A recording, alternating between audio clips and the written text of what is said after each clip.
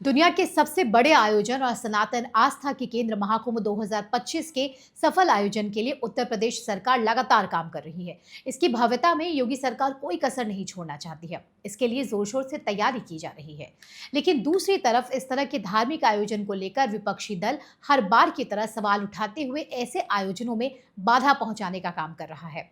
एक TV show के debate के दौरान कांग्रेस नेता कमरू चौधरी ने महाकुंभ में किए जा रहे खर्च पर सवाल उठाते हुए कहा कि महाकुंभ और राम मंदिर के नाम पर आयोजकों ने हजारों करोड़ खर्च कर दिए, इसकी जांच क्यों नहीं की जा रही है। लेकिन जब शो के एंकर ने ये पूछा कि ये कौन से कोर्ट ने कहा, तब उन्होंने दूसरा मुद्दा उठाते हुए कह डाला कि मंदिरों में जो भक्त सोना चढ़ाते हैं उसे देश के लोगों में बांट दिया जाए। In the name of Mahakumbh, in the name of Ram मंदिर, thousands of crores have been siphoned off by the organizers. No, we all know who are the saying organizers. this? Swanky party this? officers has come out in every district of the country. Which court has said this? Why not an investigation? Kamru Zaman Chaudhary, which court has said this?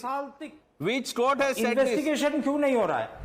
आपको याद होगा कैसे इसी लोकसभा चुनाव में कांग्रेस ने wealth redistribution का मुद्दा उठाते हुए कहा था कि सत्ता में आने पर उसकी सरकार देश में लोगों की संपत्ति का बंटवारा करवाएगी। वैसे महाकुंभ में मेले की तैयारी को लेकर समाजवादी पार्टी के नेता लाल बिहारी यादव ने भी सवाल उठाते हुए कहा कि बीजेपी सरकार 41 अरब रुपए नहाने के नाम पर खर्च करने जा रही है, उन्हें गरीबों के खाने की कोई चिंता नहीं है। वैसे आज विपक्षी दलों के साथ ही कांग्रेस पार्टी जिस महाकुंभ पर हो रहे खर्च पर सवाल उठा रही है, क्या कांग्रेस पार्टी के नेता अपने सहयोगी दल समाजवादी पार्टी से ये सवाल पूछ सकते हैं कि सैफई महोत्सव के दौरान टैक्स पेयर के करोड़ों रुपए को किसकी मर्जी से उड़ाया जाता था?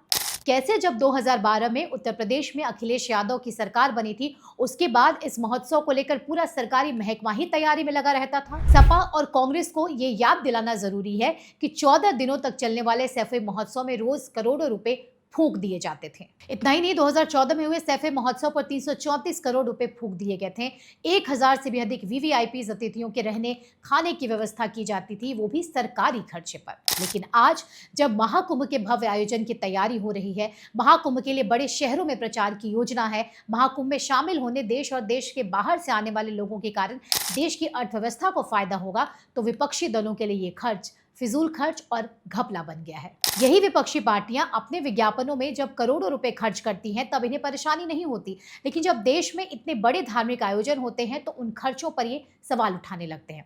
दरअसल कांग्रेस समेत सभी विपक्षी दल ऐसे धार्मिक आयोजनों में अपना असली रंग दिखाने लगते हैं। सवाल ये है कि क्या कांग्रेस पार्टी अपने नेता कमरू चौधरी और समाजवादी पार्टी अपने नेता लाल बिहारी यादव के इस हिंदू विरोधी मानसिकता का समर्थन करती है, या वो पार्टी की लाइन को आगे बढ़ा रहे हैं? धन्यवाद।